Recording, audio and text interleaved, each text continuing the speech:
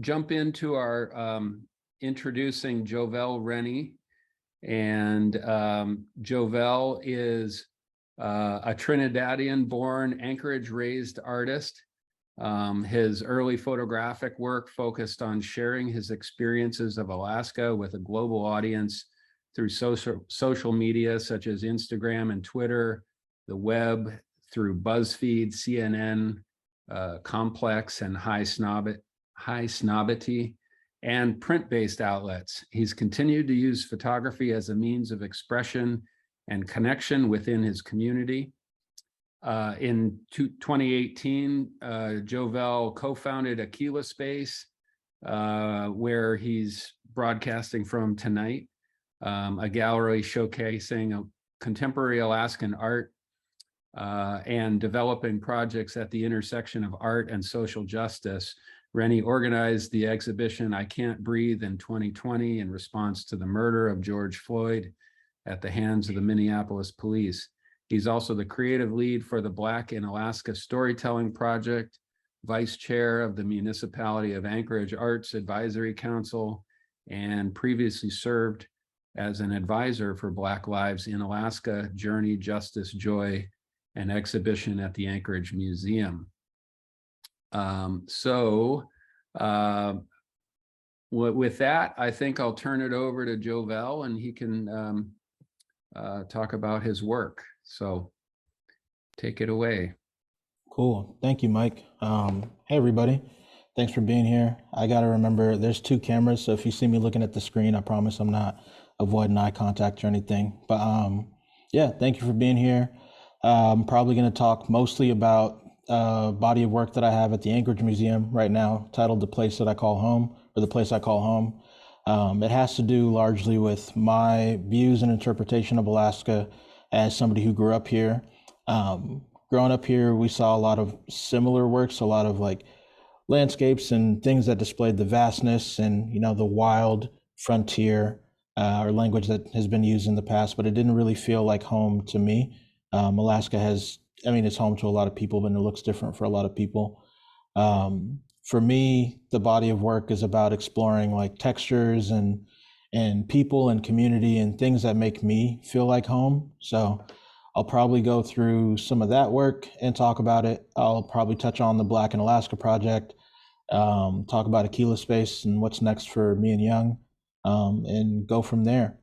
For the most part, I like to do these things fairly conversational. So if you have a question, toss it in the chat, or just ping me or something like that. I think, Jason, I think you can spot questions for me or something like that. But yeah, I'll share my screen and we'll get started.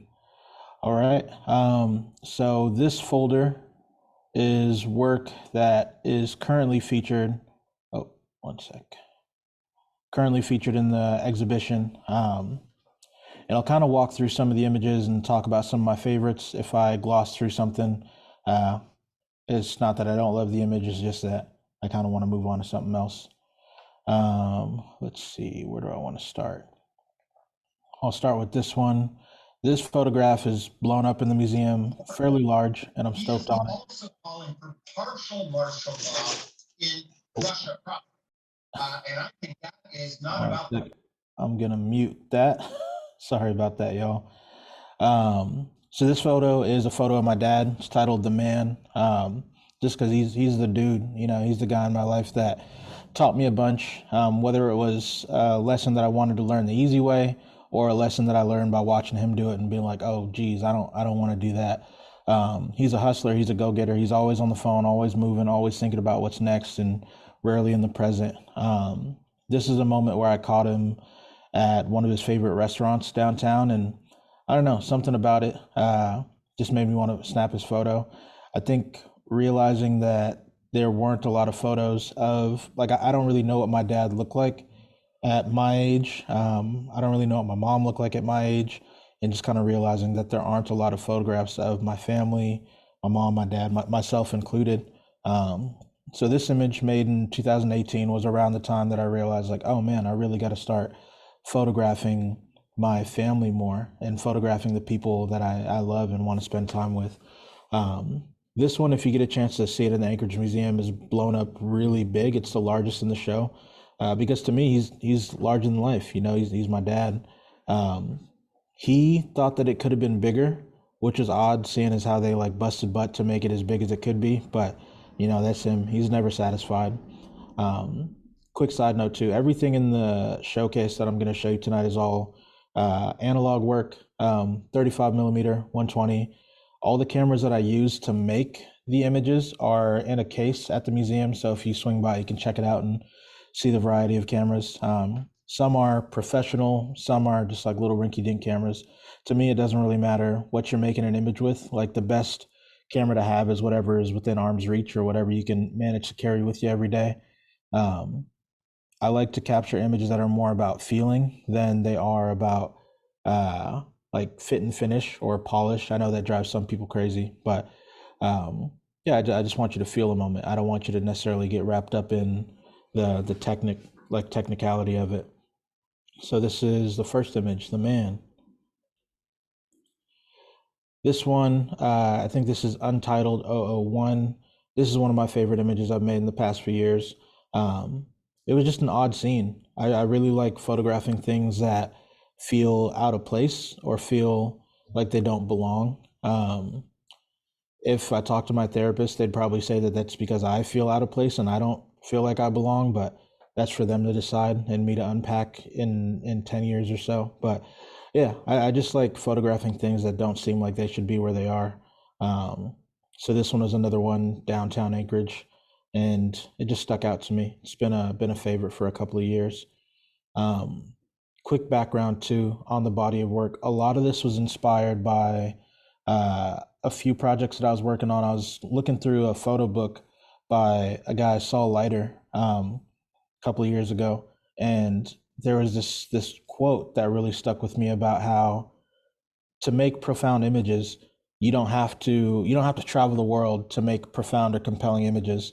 If you want to make good images, it starts by just getting outside in your neighborhood, talking to the people around you, exploring your community, and being a member of your community. That's a lot more words than Saul Leiter had put it in the quote, but that's what I took away from it. And that was around the time that I sort of doubled down on my investment to documenting my surroundings. I had always kind of felt that I wanted to show off like my locale and where I live, but that quote led me to start making a body of work called In My Neighborhood, which was really just images of me walking around Fairview or walking around downtown.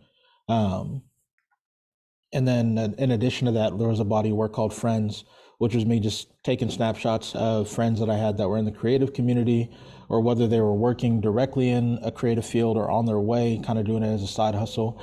I wanted to document more friends on that journey and in that path. So the place I call home is sort of a mashup of those two bodies of work and then another body of work that I'll touch on in a moment. Okay, next image. This is a fun one. This is just a moment. I think Young and I were cruising around Government Hill and we had just come upon the community garden and I just liked it. Felt good. One of my best friends, Shnee, Melissa, she's very camera shy. You could probably tell from her posture. And this was just a moment where she was vulnerable and she allowed me to make an image of her, which felt really nice to have that trust. I was also testing out a new type of film. I think it was Cinestill 800T, something like that at the moment on 35 mil. This image to me feels nostalgic. It feels very like downtown. Like it feels like seeing this, it reminds me that I kind of grew up downtown. And Shnee, even though she's not Alaskan born, yeah, she's just a good bud. And I like making images of my friends. Oh man, this image is one of my favorites. It's called Phyllis's Cafe and Salmon Bake. And if you've been in Anchorage for a while, or if you spent a lot of time downtown, you'll recognize this as the lot that Phyllis's Cafe and Salmon Bake once stood on. And for me, when they demolished that, man, that was just one of those moments that was a gut check. I feel like we all have moments in life where you feel your adolescence slipping away. And seeing Phyllis's get demolished was one of those moments for me. My dad's gift shop, he had a gift shop that was across the street from Phyllis's. It was right next to where IGCA is today. It's where they just opened up the shop, I think is what they're calling it. But um, yeah, this is just one of those periods of time where I was like, oh, something that in my mind was always going to be there is no longer there anymore. And it was a big signifier of like the change of times and the passage of time and me getting older and accepting that the community that I am growing up in is not always going to look the same. Um, so that's what this one is about. And you could see the timestamp in there. I think that on September 7th, 2018. This is a fun one. It kind of made me think of The Great Gatsby, like that weird green light across the water. But this, if you're from Anchorage, you'll recognize this as Point Warren's Off. A lot of my images are made from cars. I drive around a lot. I cruise around a lot. It probably looks like I'm casing neighborhoods, and I've definitely had people like follow me and call the cops because I'm a black guy in a beat up car. So boohoo to them. I'm just making images, but um, yeah, this is another fun one. I think Ektachrome 100 had just come out. I really wanted to test it, and I drove around Ship Creek and was making images. I really enjoy using my windshield or my window as a frame in order to like help kind of create a sense of place. I want you to feel like you are in my position when I make a lot of images. I want you to feel like you're there.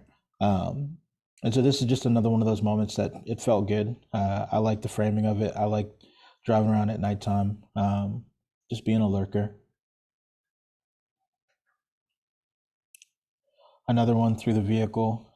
This is on my way to Old Glen Bridge or a Clutha Tail Race, just kind of down that road there. This one, I can't remember if I was riding shotgun or if I was driving. I think I might have been driving, and I extended my arm to make it look like it was from the passenger side seat. I miss this car dearly. This is my beat up old Subaru.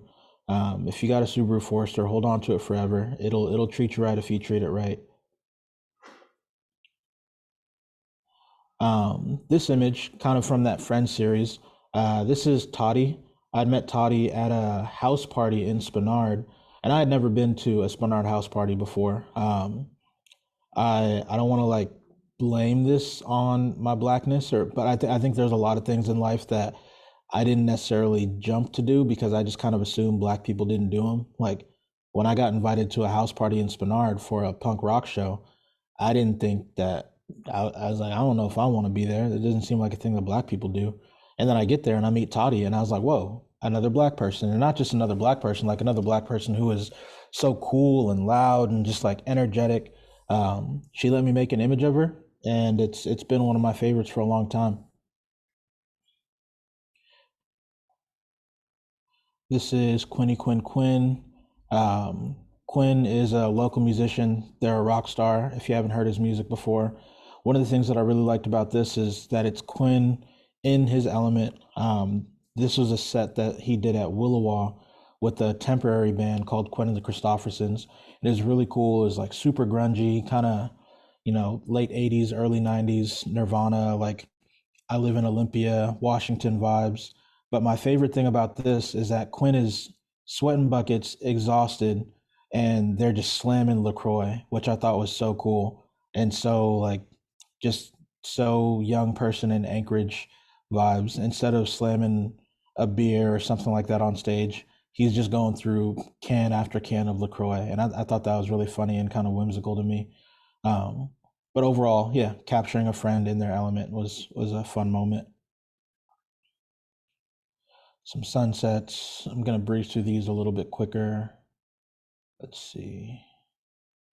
This one's called The Fancy Neighbor. I had a neighbor who, I think she might have been an APC member at one point, but one of my favorite things about working with her was that she was always game to collaborate, especially when I was at a point in my like photographic career where I was still experimenting a lot. I didn't really know what I wanted to make. And having someone who came from a very different background but was willing to like always work together and try new ideas was really cool and really helpful. And I didn't realize how big of an impact that had on me until later. So this was kind of my nod to Christine Eagleson, the fancy neighbor. She's wearing like a fancy Prada jacket, and we're running around downtown in the middle of the night and using flash and all this sort of stuff. It was just a really fun time. This is another one of my favorite images. This one's from Ship Creek. And if you check out this one in the museum, it's blown up really big. And I like taking moments of minutia or small things that kind of get overlooked a lot and blowing them up and making them larger than life. So you can stand there and just give them more magnitude than they would have on any given day. So this is just weeds in an abandoned flower bed outside of a building that didn't look like it had been in use for a while. So it stuck out to me. This was a test roll on the Mamiya 645 when I just picked it up, and I really took a liking to this image, and it's just stuck with me for a while.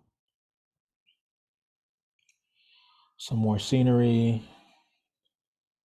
This one's called Let's Go to Cars. I live downtown, so this was on my way to Cars on Gamble.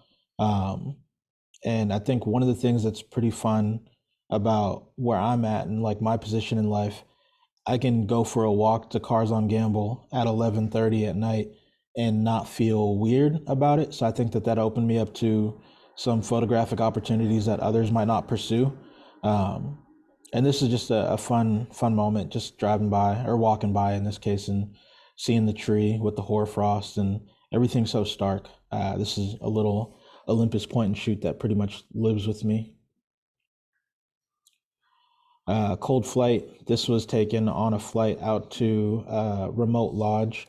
One of my first like work trips, and it was just stuck out to me. Just a whimsical moment. I think this one is called Drive Slow. It's on 4 flats. It's not going anywhere. Some more stuff, more nature, more snapshots. I'll go back to this one. This one's one of my favorites too. It's called Spirit as a Muscle. This is on the Fuji GW 690i, triple I, something like that, big 6x9 camera. And it makes me feel very serene. And it reminds me of a quote by videographer Jason Goldwatch, who talks about the fact that spirit is a muscle and you can train it, you can exercise it, you can be in tune with it. And that kind of brings me back to the idea that creating images can be a form of meditation when you're in that headspace. A lot of times I don't live in that headspace. Like I would just kind of float around as an observer. And I think other people have said this too, but one of the cool things about photography is that if you're someone whose natural inclination is to kind of be shy or to be more reserved, photography is a medium that allows you to float between participant and observer in situations. So you can participate when you've got the energy and when you feel good about it. But if things get overwhelming or if you need to kind of tuck back into your own, you can flip that switch, go into observer and kind of find solace in your own head. And for me, that's what Spirit as a Muscle kind of reminds me of. Like I don't have to always be working. I don't have to be participant or observer. I can just play. I can exercise. I can meditate. It feels good. Okay, I'm gonna bop through some of these a bit more. This one's called Where to Mick, because this was, Alaska summer, 2 a.m. adventures, driving around looking for fun stuff. This is T-Mac, Thomas McIntyre, dunking on the hoop across the street from where I live. Tom is an awesome dude, been a collaborator and a good friend of mine since we started working together. I just wanted to catch him doing his thing. T-Mac, Tracy McGrady, if you ever watched basketball in the 90s, early 2000s, probably recognize that name, but yeah, that's his nickname too. This is Amari St. Dion, really talented musician from Anchorage, now lives in Washington. He visited the studio. This is one of the first times that we ever hung out. And I don't know why. Maybe it's just because I had home training growing up, but I would never walk into somebody's house and just lay up on their couch like this.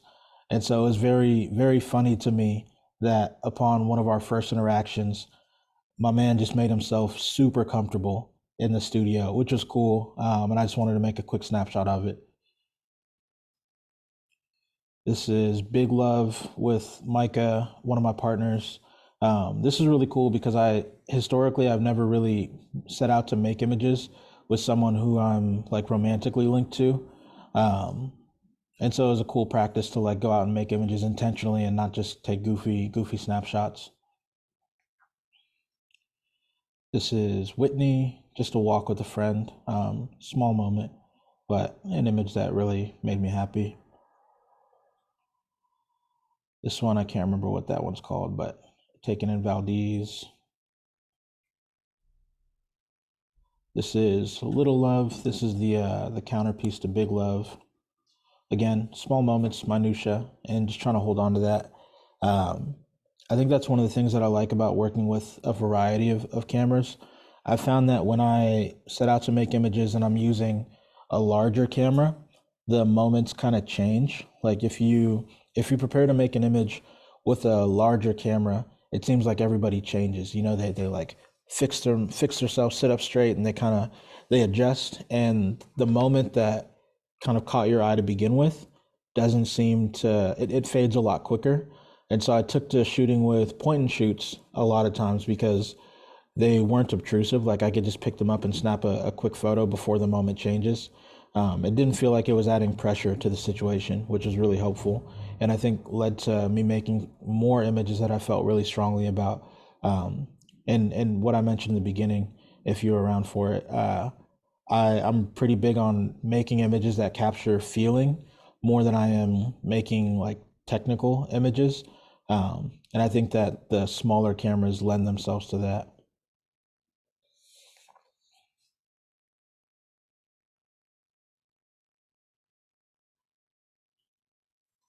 Here we go. Got some more stuff from walking around town.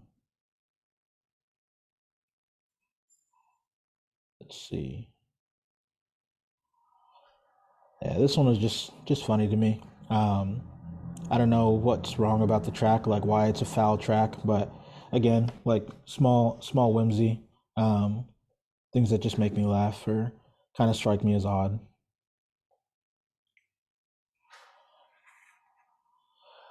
This one I think was called Chasing the Rain. The sky just lit up and it was beautiful light, and so I just hightailed it to the highest point that I could find in the city and try to finish up a roll. Uh-oh. Well, I don't know what that image is, but I guess we're not going to see it. Charlie Starfish. Friends, like I talked about, the place I call home is people, places, and textures, and this is one of those people moments. Fun, whimsical moments with friends. You know, she found a dead starfish on the beach and figured it'd be fun to take a photo with. But yeah, I like those gritty, like get it now before it's gone kind of moments. And Charlie herself is an immensely talented photographer. Charlie Sabley, if you want to Google her work. This one I really like. Skady and the OGs. This one I felt really good about. It made me feel really happy to put this in the museum because this is not the kind of image that I ever saw in the Anchorage Museum growing up. Um, so Skady in the middle is a guy that Young and I went to school with. And for as long as I've known him, he's always been into making music. He's always been into skateboarding. He's always just been just like too cool for school. So when he was in town and he was getting together with his dad, Adrian, and then OG Roscoe over here, um, he asked me to come through and kick it, and that's exactly what I did. We were filming a video for him that day, and it was just a fun moment to see him and his dad like working alongside each other, and then his uncle Roscoe over here. Roscoe's lost his son a while ago, and on his T-shirt is Gutta, his son. But it just felt good. I also like the fact that, you know, like a lot of black males, Adrian and Roscoe, they kind of got this like stoic, like no smiles allowed mentality to it. But Skady, you know, he's just a funny dude. Like he's serious when he needs to be, but he wasn't gonna let this be a stereotypical serious moment. So I like the fact that he's like poking his tongue out, all that sort of stuff. And Roscoe got the clean caddy out and everything. It was just cool. It was cool to put this in the museum. This is Emily on the boat. Just some more Alaska moments.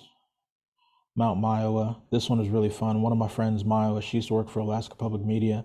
She moved here right before COVID, and growing up in Tacoma, Washington, she didn't really get outside or go to the mountains. So any chance that I got, I would take her outside. And this mountain just blew her mind. This is out in Hatcher Pass. And so this one was titled Mount Miowa. Just because it's fun to experience Alaska through a friend's eyes. It's a rabbit that lost a fight with an eagle and probably some ravens after that. This image is the one that closes out the show, I think. This one's called Fun While It Lasted because this person is not so nice to me anymore. Most of my titles are inside jokes. They're for me to get. If you get them too, if you're in on the joke, great. Welcome, come on in, the water's warm. But I'm really, 90% of the stuff I do is just to try and make myself laugh.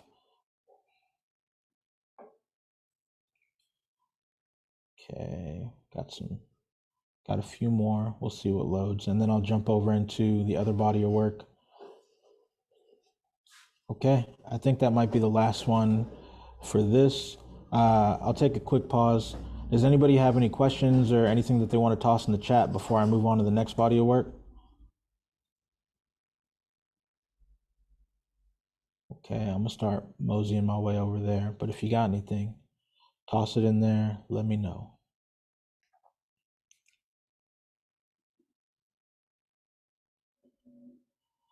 Okay, and this one, I'll go through real quickly. But if you get a chance to check out the exhibition in the museum, there's a body within the body called cones. For the past couple of years, I've just been drawn to construction cones that no longer seem to be serving the function that they are intended to serve. I think it's just kind of like an odd screwball thing. I think it's funny when there's a cone that is meant to alert you to danger or to tell you to watch out for something, but there's no longer any danger present. It doesn't need to be there, but the cone just knows how to be a cone. It doesn't know how to do anything besides that. So I don't know. I find myself drawn to that. And then on a higher level, I guess it sort of makes me think of when soldiers return from war and they don't know how to reintegrate with civilian life. And so they just continue to be on alert or to be on guard. So this is the first part in a series called Cones. And they're printed on t-shirts in the museum because I grew up a streetwear kid. I grew up looking for like cool t-shirts and collecting t-shirts and really being drawn to that. Printing on clothing is probably one of my favorite mediums to use for displaying photographs because a t-shirt is a good way to like tell the world what you believe in and what you stand in without necessarily engaging in a conversation or like getting on a soapbox about it. Like it's a way to display your values and what you find cool while just existing. You can just put on a t-shirt, leave the house and go about your business. So for me, that was really fun to take t-shirts and use them as a way to display photographs. I've seen that done with other artists that I really liked. I've collected photo t-shirts growing up. And so it was really fun to make that and to incorporate it into the show. I think at a later point, I want to do a series, like dive deeper into this, and I want to work with more printed materials, like t-shirts and other garments. This one's called Weekend at Bernie's, just because it's a cone at Bernie's.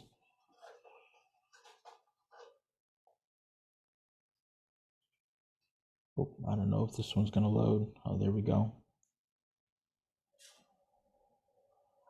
And oh, that's an old t-shirt that I did with, I think he's in here, John Idano with 49 Supply Company. But yeah, this is one of our first collaborative shirts, but that's not for this presentation. Okay, I think that's all I got for the body of work on the place I call home. Before I switch over to Black in Alaska or talk about Akela Space, is there any questions or any images that people want me to go back to, anything like that? Okay, I see something popping up in the chat. Question from Oki, can you expand on the texture aspect of your work? Yeah, for sure. Let me go back to an image that I think does a decent job. kind of talking about that.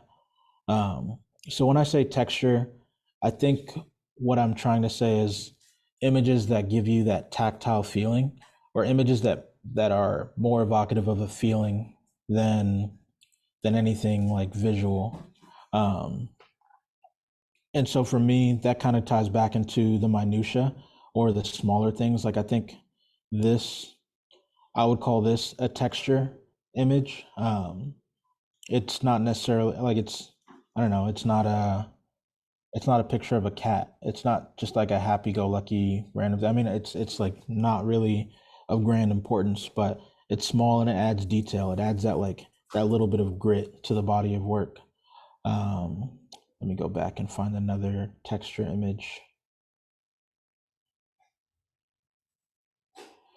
I think this one here of the rabbit is another texture image, especially because like if you stumble across this, it's not something that like you don't reach out and touch the dead rabbit, or at least I don't. But there's that part of you that wants to, and I want to convey that in the image. This one I think could be texture in a literal sense, just because the film is gritty. I remember talking to Jim at the museum, and he was really kind, but he was like, "Hey man, whoever's scanning your film, like they're leaving a lot of dust and grit, and we can go and clean that up." And I was just like, "Oh no, man, I love it. Leave it all in there." And I could see his eyes starting to twitch because he's like an immensely talented photographer, and that kind of goes against what a lot of photographers like. Like a lot of folks want pretty clean images. I don't want that. I love the way that the low clouds and this tree back here kind of create like this weird moody grit in the image. It feels really good to me. So I hope that answered your question, Oki. Okay. Kerry Tasker coming through with a question that he knows I don't have the answer to. So Kerry Tasker asked, now that the series has been curated into a show, do I feel that it's done? No, absolutely not. I think that even displaying work as a creative, you kind of just have to get to a point where it's never really finished, but you just have to put it out into the world and let the viewers decide what it is or what it will be next for them. You can continue making work and exploring those through lines, but I would say that for me, and this is more than just photography, like it's the same way with other hobbies and interests in my life. This body of work is probably 75% done. And I would say that most bodies of work, even when published, for me, are at about 75%. Like I don't know that I'll ever have a body of work that is 100% done. And what I said in the beginning too, I don't know if you're here for this part, Carrie, but the place I call home was made up of a few other bodies that I was exploring. So there was, in my neighborhood, there was friends and there was cones, and those three elements sort of came together and under a new title of the place I call home. So do I think it's done? Probably not. Will I keep picking at it and following that through line for much longer than I should? Probably. Absolutely. Yeah. Thanks for that question. That was a fun one. Do you use any post-production process like Lightroom? A little bit, yeah. I'm kind of a lazy person when it comes to photography. Like I think of myself as a shooter. Like I like to make images. I don't like to edit images. So I try to create what I want in camera as often as possible.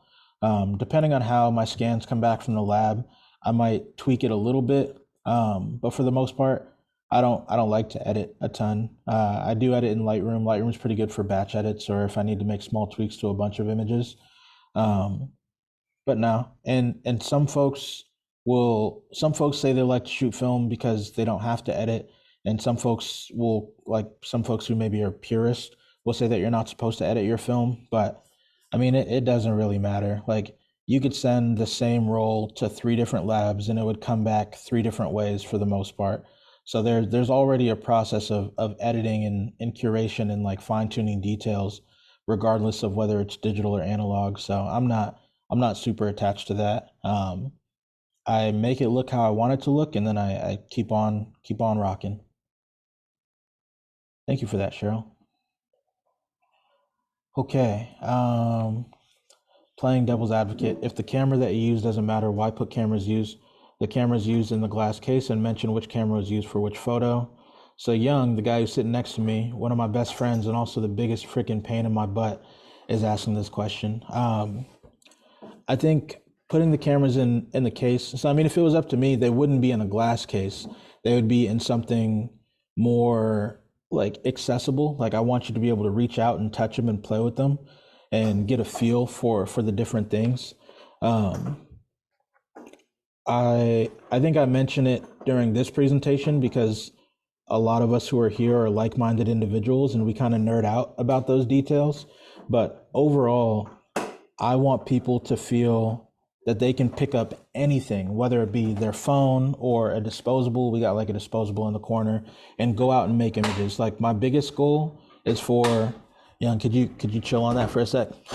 My biggest goal is for people to go out and document their community, their life, tell their stories, work with their friends, and just share images. So whether it's a Motorola Razr that you found in your grandpa's junk drawer or like a M1, like if you have access to it, use it. If it is a tool, use it. I personally don't love to get caught up in like the, oh shucks, if only I had this, if only I had that. Like, yeah, if you're a working professional, there are going to be times where as you develop, you will have a better understanding of what tool you want for a job. But I'll shoot with anything. Like if I could reach for it, I'm using it to make an image. I don't know if y'all seen John Wick, but like John Wick, that man gonna grab any gun to get the job done. And I'm gonna grab any camera that I can. Okay, I'm gonna open up the other body of work for Black in Alaska. And if you have any other questions, just toss them in the chat. Okay, can you also see my screen? I think that's a yes. I don't see any nods or anything, but I think that's a yes.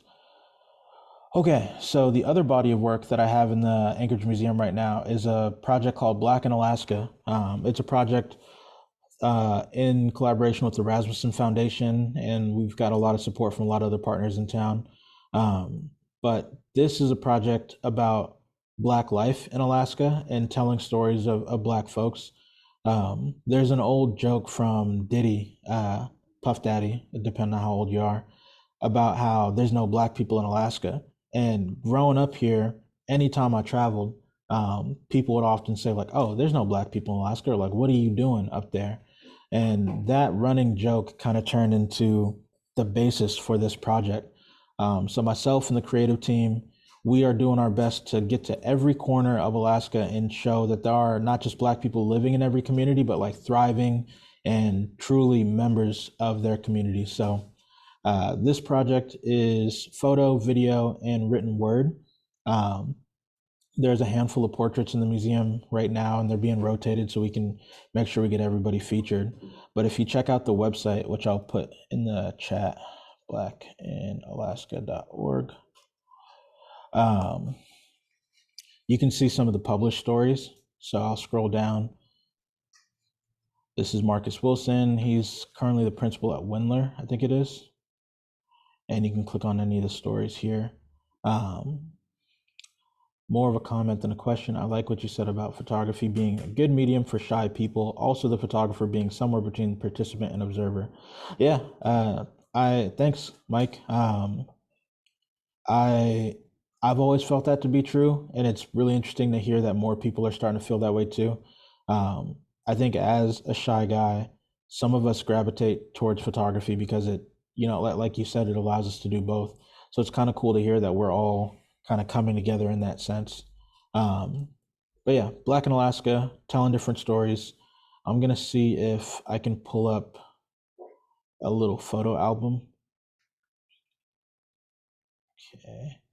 So if you ever go on the website, you'll see the profile of the individual starts with a quote, has a little video profile. Videos are done by Thomas McIntyre, T-Mac, the guy that I showed Duncan on the hoop. And you can read about these individuals, their lives, what they're doing up here, how they got here if they're not from Alaska, and everything in between. And then down at the bottom, you can flip through a little photo album. So one of the things that I really love about this project and creating work in general is, and I think a lot of us will say this, is telling stories and working with people in their locale, their community, and meeting them where they're at. I think I don't have a background in photojournalism, but I do try to be really conscious of the fact that when I'm working with someone or when I am like allowed to photograph somebody, I want to maintain the dignity of my subject and I want to give integrity to the images.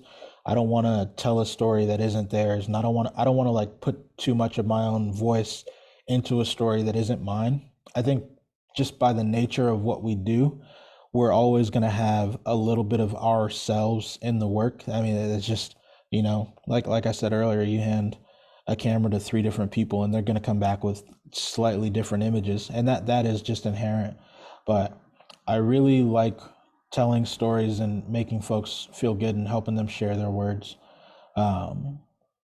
Dorothy Jones in Fairbanks, she has lived a hell of a life. And it was cool for me as somebody who grew up here to meet Black people outside of Anchorage and in different communities that I had never really interacted with. Oh, I don't know if that one's going to load, so maybe I'll just skip on to the next one. Dorothy showing me her family tree. Some more stuff. And then her and her dog, Lucky. So a lot of my professional work now kind of lives at that intersection of commercial and community. So if I'm not out making images for a commercial entity, I'm trying my best to like tell stories or work with a community that wants to be amplified, you know, that I could try to help amplify in a meaningful way. And I've been fortunate to the point now where even with some of the commercial work, we're being brought in, like myself, Young, and others on the team are being brought in to help tell stories for our clients. So even if we're going out to, like a recent example, we went out to Dutch Harbor for a telecom company that's installing fiber out there. And it was really fun to go and make images and talk to folks about how having better internet is going to impact their lives and what that looks like in the community and what types of changes in the community are going to happen with that. So that felt like a way to kind of tickle that bone inside of me that still wants to make work like that. Oh, oops, I think I touched the mic. To tickle that bone inside of me that still wants to make work like that while still being able to do it in a way that is like, you know, commercial oriented or can get my bills paid. I don't think that any artist has to starve. I'll say that until I'm 6 feet in the dirt. Like, you can work as a professional creative and not have to be tethered to like the starving artist mentality or anything like that. Let's see. I'll go back to stories a little bit, see if I got one more in here that I feel really strongly about. Oh, Andre Horton. Andre lived a life as a photographer at one point. In his photo album, I really like. I'll just show a couple of quick ones from Andre's. So Andre is currently a professional firefighter, EMT. And it was just cool. It was cool to see him in his element. You know, when I first met Andre, he was doing photography full time. And if you know him, this man has worn many hats, many hats. But yeah, I like being a fly on the wall. I like following people around, talking to them, asking them questions about themselves. It takes me out of my head and just, I don't know, I just like to learn about folks. So I'll put a pin in it there. I think we have a couple of minutes left, maybe 10 minutes left if I'm reading the clock right. But I'd like to open it up to questions. I don't know if mics can be unmuted, but if we can, I'm cool with people just tossing stuff at me directly. Sure, Jovell, we've unmuted mics, so folks can do that now. Cool. And I'm going to stop the share so I can see everybody's faces or squares. Hey, great job, Jovell. Thanks, Mike. I want to say like how much joy I can feel from your images and your words, and you seem really, your photography is really free and kind of unburdened by a lot of things that maybe a lot of us get wrapped up in, like, gear and technical stuff, and and all that. You're not carrying those stones around your neck. So good on you. Keep it up. Thanks, man. That's what growing up broke will do to you. I mean, you work with what you got. Yeah. Well, I really loved your work and hearing your stories about your work and your process. And I also I love working with film and just cruddy old cameras. And I just really love that aesthetic and that process. And and I also just love seeing all the quirky images of Anchorage. And I used to live there, and I don't anymore, and I still miss it. So for me, it's a very nostalgic. It evoked a lot of feelings. So thank you. Cool. Thank you, Ellen. Also, your background is really cool. Is that one of your images? It is. I actually took this with a film camera that belonged to my grandmother. It was a TLR camera. It was an Argus. It was from like the early 40s. And and then I just took this. I went for a walk by the river where I live, and just, yeah. That's awesome. Yeah. So thank you. Oh, I smudged my camera now. Uh-oh. Great.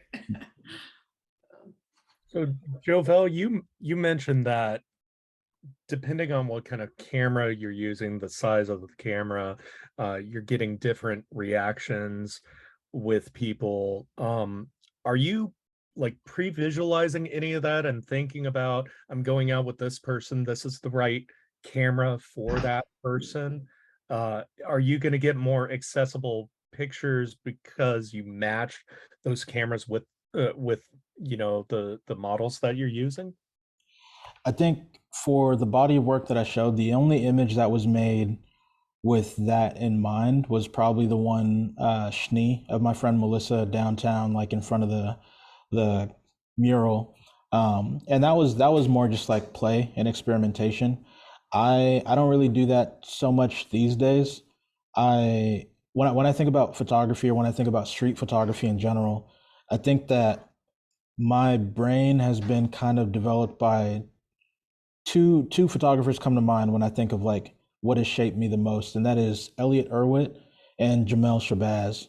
And what I really like about Jovell Shabazz's work is, a lot of people would say, "Oh, you're not a street photographer, this and that," because his method of creating work would be going up to people and saying, "Hey, I like the way you look. I think you look fly." He would always carry a little book with him. We're in the studio right now, and there's like two other photographers coming in and out, playing shy, hiding behind the camera. But Jovell would always show people a flip book of his work in order to like build up a little bit of trust and show them like, "Hey, this is what I want to make with you. Like, I think you look cool. I would love to make this with you. Can we do it together?" And I think that I've adopted that because, if you think about the busy streets of like New York or LA or wherever, everything happens so fast that you can kind of be like a creep and make an image really quick, and the world just keeps on going. And we don't necessarily have that luxury in Anchorage. If you're making images on the street, you'd be walking down the street. It's probably just you and that other person for like 50 yards. So you might as well talk to them. You might as well talk to your neighbors. So to answer your question, no, I'm not necessarily going out and like making images to match up with certain people. And also that one that I mentioned of Big Love with my partner Micah. Those are the only two that were like, okay, we're gonna go out and make images with this camera in this film and do X, Y, and Z. Everything else was just a moment. And some of those moments are me kind of getting permission in the beginning when I enter a room and saying like, "Hey, I brought a camera with me. Is anybody okay with me taking pictures?" And then from there, it's just like whatever happens. But images like Toddy or like Whitney or my friend Ariel, well, that one didn't load.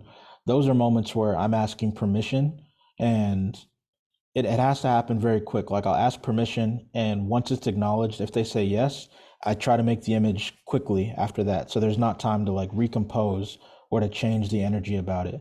And it's not always you know, we have to let go of the idea that it's always going to be 100%. Like I said, you kind of live in that 75, 80% space and just keep it rocking from there. But yeah, that was a fun question. Thanks. Thank you.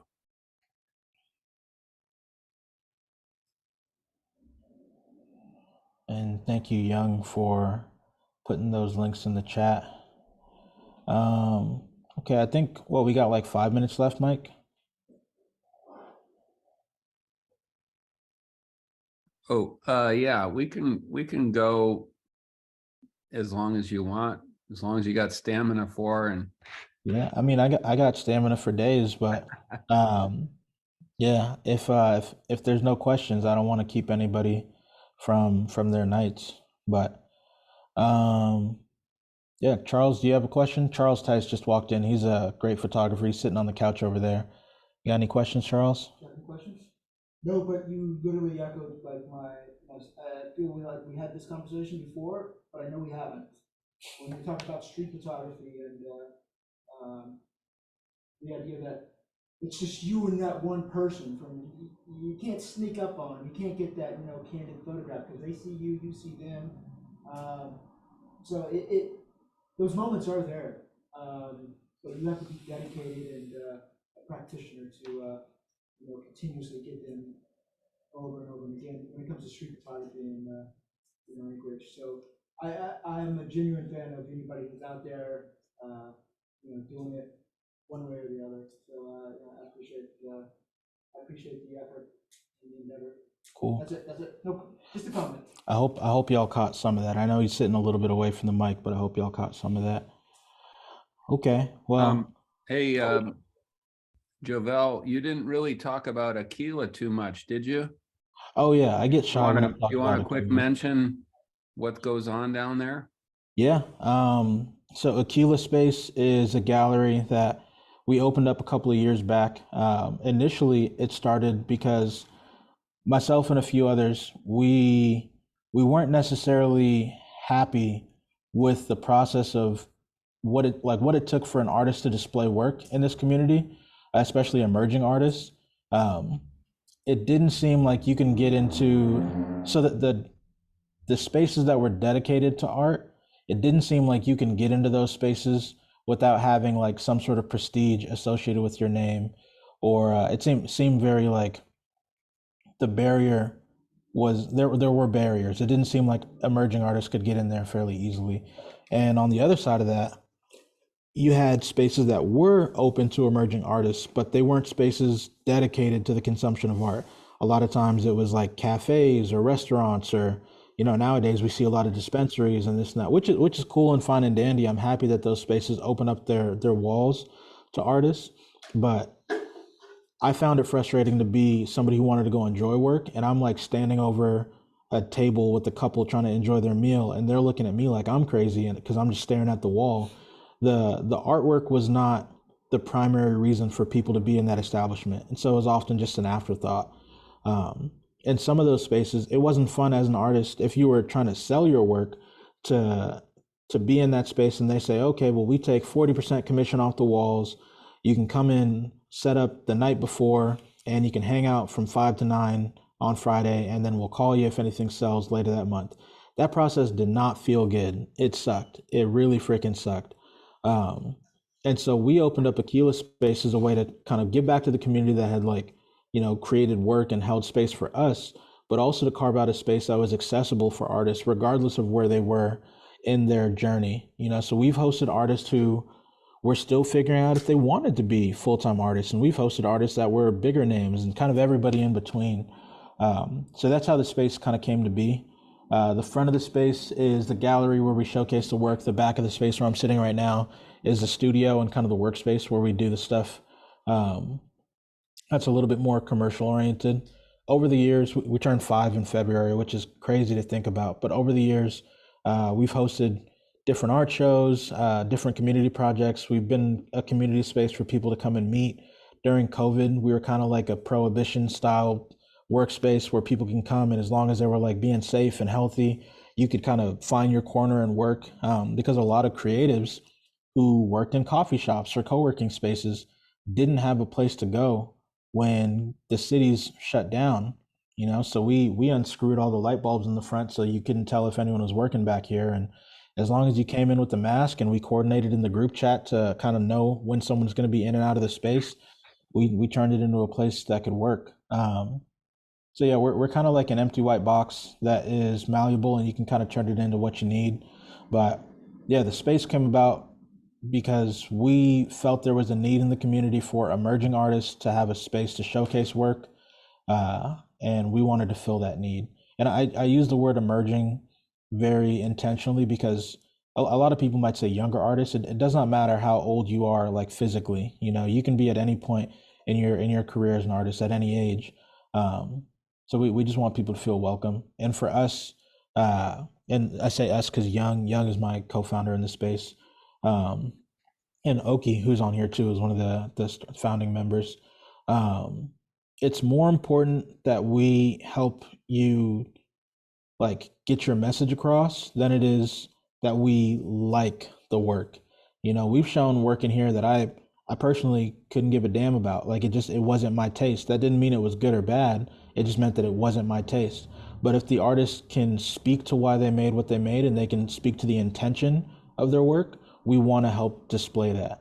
You know, like I'd much rather show an artist who can articulate why they did something than somebody who made something beautiful and they just call it a fluke. Or it's like, oh, you know, I just got lucky. Like I don't have much interest in the just got lucky stuff. Like I want to know why you made the choices that you made, or what the goal was. You know, like if you were trying to catch something that you can't necessarily put a name to, like at least walk me through that process.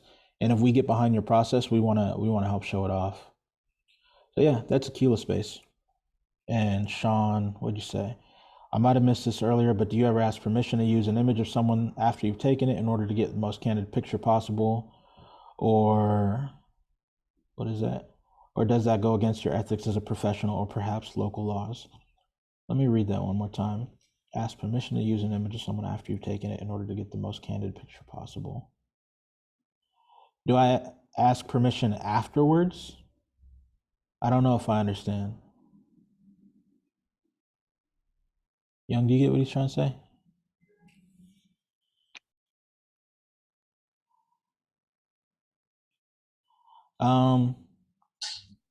I think what I'm hearing is like, do I ask them after the image is made if I can use it for other things? Like, do I ask after so I don't ruin the moment in the moment? Is that kind of what you're saying, Sean? I'm gonna answer as if that's what you're saying. Um, I I talk to people like after I make the image. Obviously, like a lot of my stuff is analog, so I can't show it to them right away. But I'll either I'll ask the room or the person in general before I start making images at all in that space, like whatever space that I'm going to. I'll usually ask and get a temperature check before I start doing it. So I don't have to ask again later. But then afterwards, if the image is going to be used in a showcase or something like that, or if I want to use the image, I'll try to track them down and make sure that they're comfortable with it. Because I think one of the things that I mentioned earlier, I don't know if you're here for it, was maintaining the dignity of the subject or the person that's in the image. Like I don't want to make an image that somebody doesn't feel like is a true representation of themselves, or I don't want to share that image, I should say. Like if you don't feel good about an image, then I don't want to share that just to like get my jollies or like make myself happy. Like it's not about me, you know, it's about something different.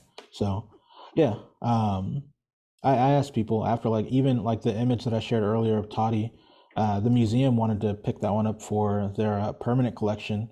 And so I obviously reached out to Toddy to make sure that was something she was comfortable with. And I think it's just what you got to do. It just makes sense to me. Like we don't want to be jerks. It's not fun.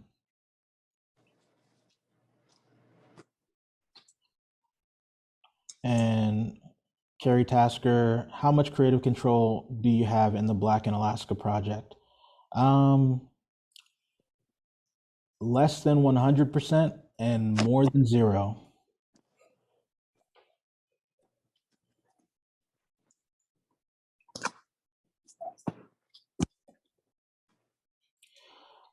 Young Kim asks, what's next for you creatively, professionally, community-wise?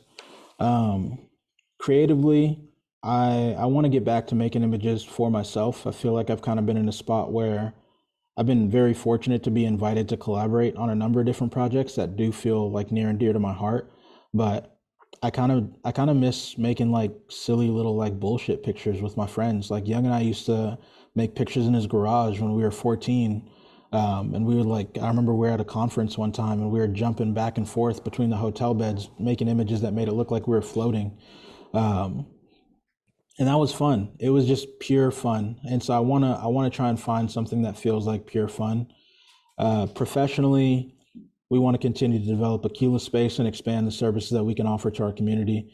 Um, Young just scouted and found a place that was ran by another photographer in town, Ryan Chernikov.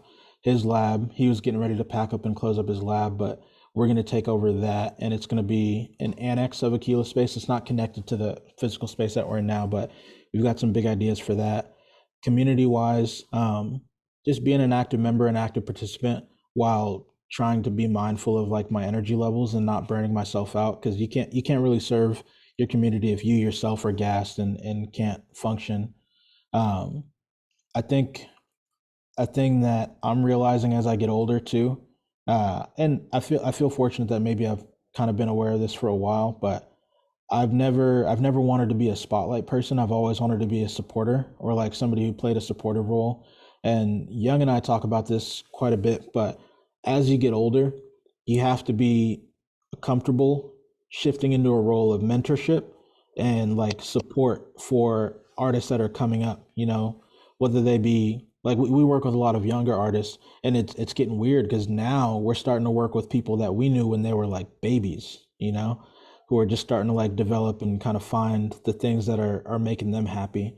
And that's really fun. I like the idea of being like a big in the community, and kind of setting the example for what is a possibility. Not saying that kids gotta follow our blueprint, but one of the things that we set out to do with this space and a lot of the things that we do is we want to create the community that we wish we had when we were just starting out.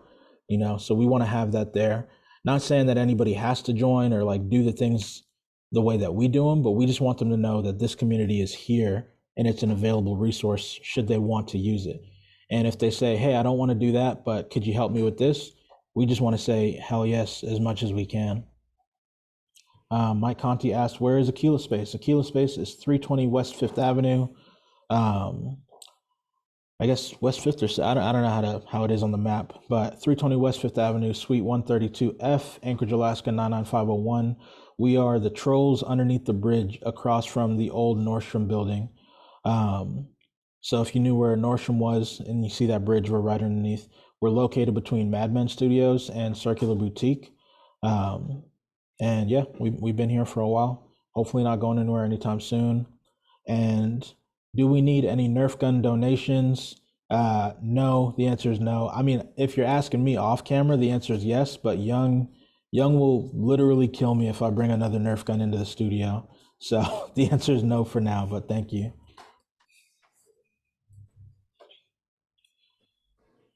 Young said, I might just bring one down anyway. please do. As long as we clean up, Young won't go crazy. But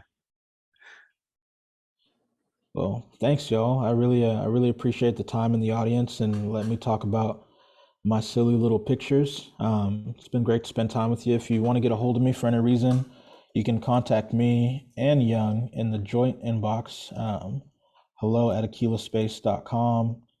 If you're on a computer and you want to check out the new website that I'm working on, it's still under construction, but my new website is don'tcallmejoe.com. And my existing website, which is outdated and kind of showcases another side of my work that I don't necessarily attach myself to anymore, jovellism.com. And I got too many dang links. I'm gonna put this one in there too, akelaspace.com, if you want to check out the Akela website. Thank you for your time. I appreciate it. Yeah, thanks, y'all. I'll see you later.